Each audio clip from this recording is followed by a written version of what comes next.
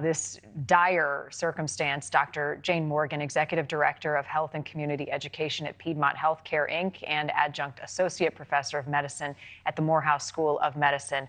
Thank you. I'm thinking of the first responders right now who are seeing these injuries come in, from smoke inhalation to severe burns. How do you triage in a situation like this, treating the most critical first? Absolutely. These are all questions that have to be managed when patients come to the emergency room. And certainly the burn patients, how severe those burns are.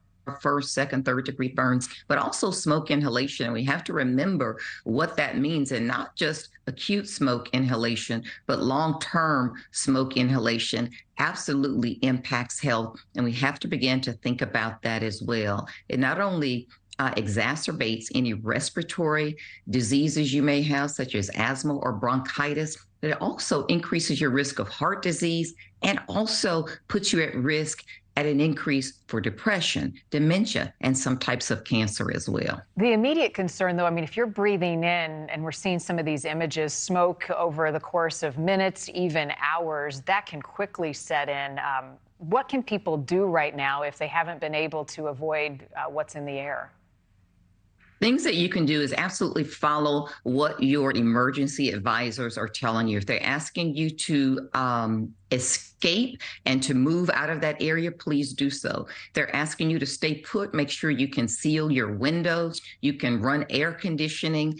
And always, if you have access to it, try to make certain that your nose and mouth are sealed with a mask that's a well-fitted mask, an N95 mask or higher, to filter out some of this pollution and particulate matter. Yeah, and the burn victims, I mean, these burns could be, we don't know at this point how severe, but burns can impact every part of the body. Talk about how you treat burns depending on the severity.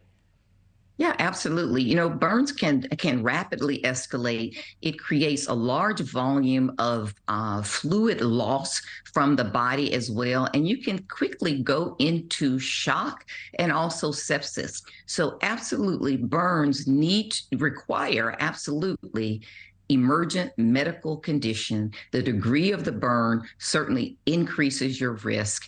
If you are not able to reach any type of medical facility and you want to stay, you have to stay put, then make certain that you can manage and contain that as best as you can. Yeah, and how do you advise people to stay calm in a situation like this? If you are dealing with severe critical injuries, you can't get to help right away, to communicate with one another, to keep your level of stress and panic down.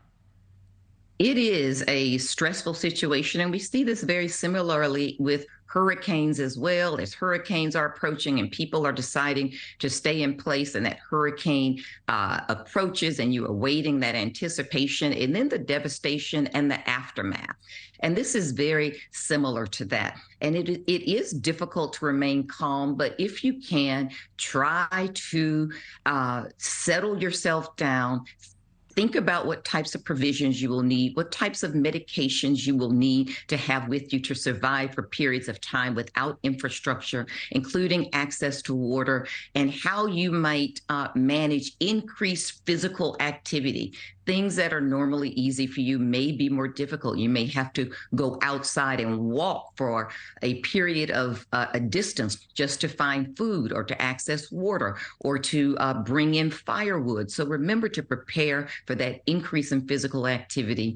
Even after hurricanes and tornadoes, we see an increase in heart attacks shortly thereafter, within the first 7 to 10 days, because people are not anticipating what the aftermath will require in physical energy from you. Right. When you don't have the resources at hand, it is a dire situation. Thank you for helping us to walk through the health risks that are at play at this point. Doctor, appreciate your time. Thank you. All right, going to